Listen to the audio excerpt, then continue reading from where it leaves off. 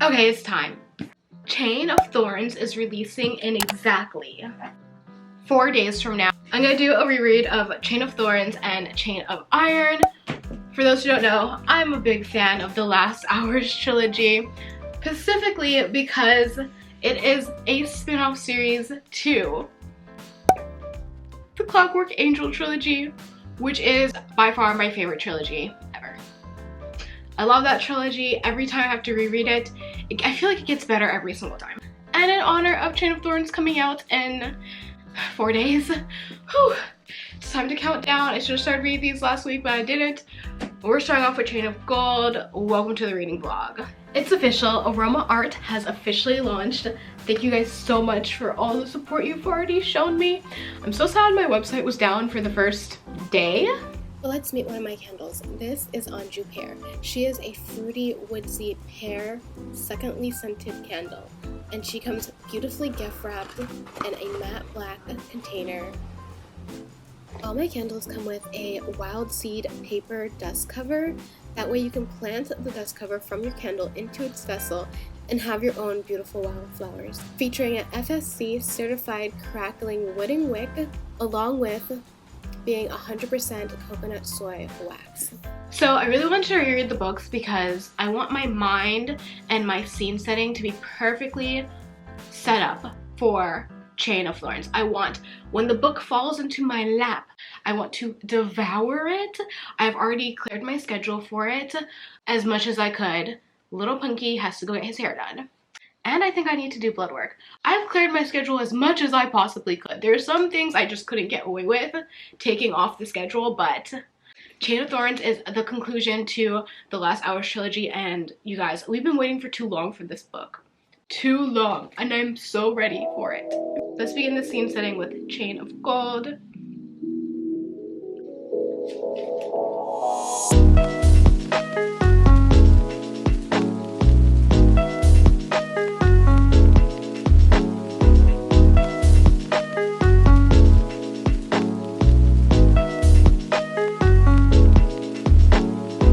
I just remembered a quote, so I'm literally only 5 pages in, and Jessie is, by the way, this is gonna have spoilers. This is a spoiler vlog for both Chain of Gold and Chain of Iron because I'm doing spoilers for Chain of Thorns, and this is just me, and I can't hold back. Like, we have to talk about this. So I'm on page 5, and Jessie is like rescuing Lucy out of the pit that she fell into at the beginning of the book. Lucy's like, oh my gosh, they might eat me? And he's like, no, unlikely. Though you could find yourself serving fairy gentry in the land under the hill for the rest of your life, never to see your family again. Just like Mark. Just like Mark. Was that foreshadowing? Because, well, I guess it couldn't be foreshadowing because Dark Artifices came out afterwards. But we didn't know that Lucy most likely will become the mother with Jessie to give birth to the Blackthorn line, and the Blackthorn line gives birth to Julian Blackthorn and his dad is Mark's dad, and Mark is a Blackthorn. You know what, these Shadowhunter family lines is very confusing, but this is foreshadowing within a foreshadow, I think. I don't know. You know what, let's just keep reading.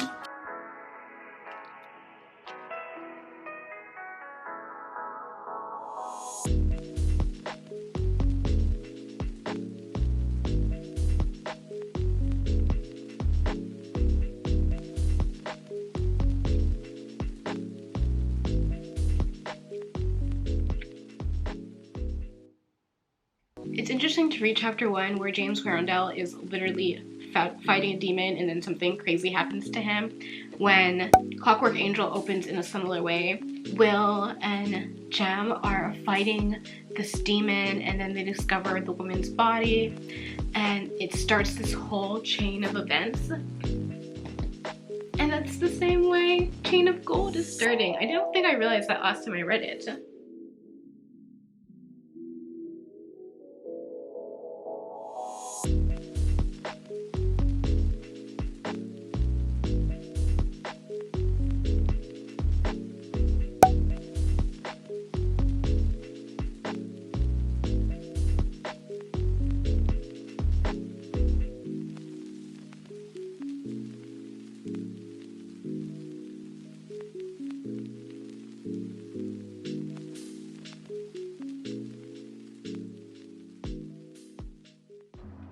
Okay, so I'm about almost halfway through the book already. I found it on Scribe for Audible as an audiobook, and it's changing the game. So I was able to do laundry, clean my house, walk my dog, and like still listen to the audiobook. So I think a 20-hour read is now, it started off at like 20 hours and now I'm at 7 hours and 1 minute. I think I might finish this tomorrow, but tonight we're gonna do some self-care. And I love this. I'm already super deep into the Shadowhunty world. I am adoring reliving James and Cordelia's love story and their adventures through London. It's been great.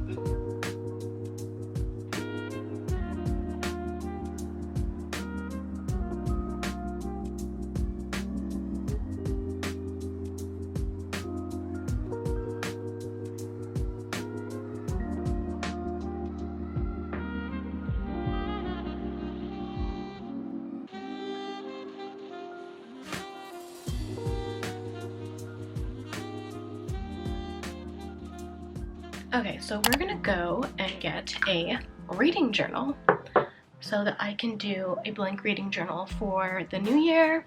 I haven't gotten one yet, and I've already read 2 books this new year, and I need a reading journal. But plot twist. I am not the best drawer.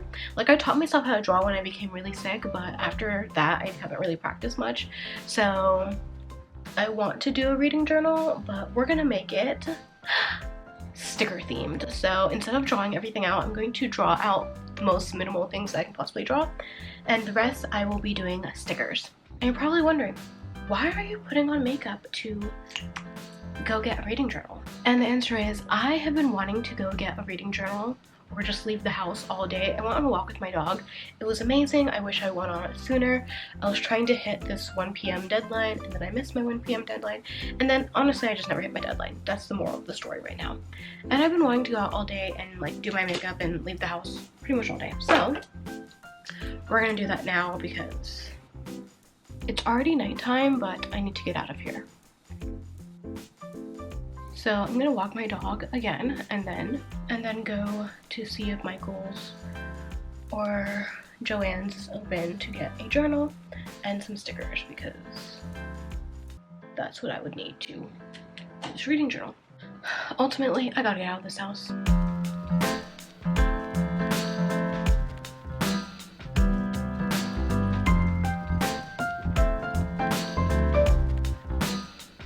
What do you guys do if you can't draw but you want to do a reading journal? Do you like just not draw in the reading journal, like have no art? I feel like I need art in my reading journal though. Do you get like the ones that are pre-decorated? I saw those on TikTok. I really wanted one, but I feel like I need mine to be very specially made since I'm also a booktuber. Another thing I realized I need to start doing, I need to start tracking my subscribers every time I upload a video, because I'm starting to forget my metrics in my head, and I have not been journaling about it. Okay, this is good enough. This is good enough. My dog is like, hurry up, woman, I want to go potty. And I'm just like, you cannot rush perfection, little fuzzy. Okay, so a few days have passed, and I ended up getting Chain of Iron that night. So I love having a rec copy for all of my Shadowhunter books because they're so intertwined that I have to take notes and I have to destroy a copy of them. So I got my rec copy of Chain of Iron because before I only had the hardback edition, and these are the ones that I annotate physically and I can throw into my bag and I don't worry what anything happens to them. Plus, I'm collecting these spines. So the entire Shadowhunter world has these specialized spines that are just so beautiful, and I've been collecting them. So far I have all the last hours with the cute little spines, and all the mortal instruments with the cute little spines. And this is what they look like together for the last hours. And then here will be Chain of Thorns whenever it does have the paperback with the special spines.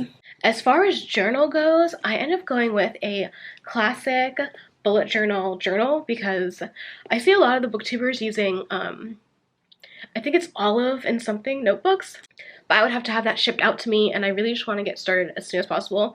And Barnes & Noble happened to have the official bullet journal, and I was like, this is perfect. So since I don't know how to draw, we're going to try to sticker this and like design it and like scrapbook it.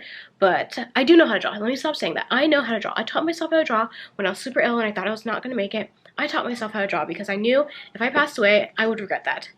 But I feel like I'm not very fast at drawing, especially not fast enough to do a bullet journal, because like every day I'll be adding entries, like updating it weekly. It's just not sustainable for me, and I know I'm not going to draw that much in it. So sticker time.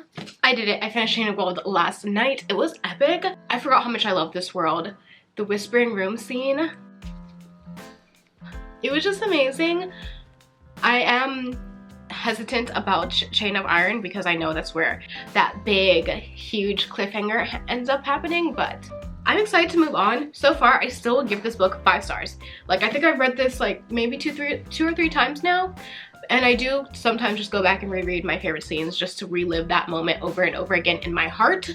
But Chain of Gold, 5 stars yet again. So today we're gonna start Chain of Iron, and this one is like, Cassandra Clare always does it. Her second books are like heart-wrenching breakers, and sometimes her third books really make you question like everything. So I'm excited to read this. I am behind on my schedule. It is officially January 30th, and I'm now starting Chain of Iron. I plan on reading it mostly audiobook. With Chain of Gold, I definitely did the tabbing at the beginning, and I did add new tabs, and I did do some new annotations. But I ended up reading most of it by audiobook, which was why I got through it so quickly. And I know it doesn't seem like I did so quickly, but one of the days I didn't read it all. I just went on my Seattle adventures. Didn't get much reading done that day, but wow, that was fun. The audiobook changed the game for this. I'm listening it at like 2x, I think. Changed the game for this. So I'm gonna do this one fully audiobook because your girl gotta get things done today. I got work to do, house chores to finish. I gotta walk the little pinkers.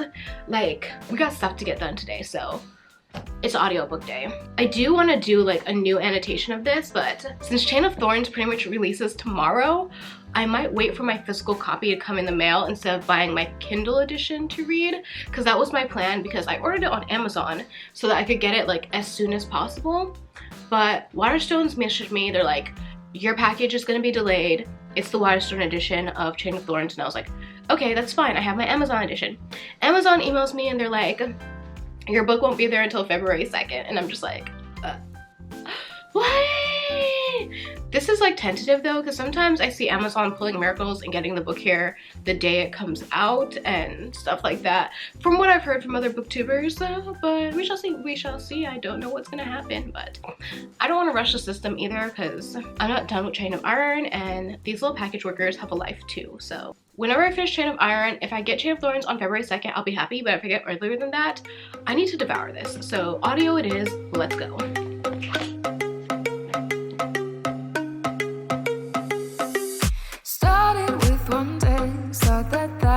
All it was, thought it would end up like it usually does. All the things you do make me feel it's confusing. I don't really know what I'm doing. All I know, this ain't nothing. Should we stop or should we rush in? All I know, this ain't nothing. All I know is we've got something. It's been a few days. So I officially finished Chain of Thorns a few days ago, and it was good. 5 stars yet again. But I did get thrown off my reading schedule. While reading this, I found out that I wasn't gonna get my Amazon package, that it was completely lost, and at this time I was really sick. My dysautonomia was acting up really bad, so I was really weak, and it just put me in like a really bad funk. So I started reading the book even slower, and I didn't finish it until a few days ago. But lo and behold, my Amazon box was not lost. I got Chain of Thorns.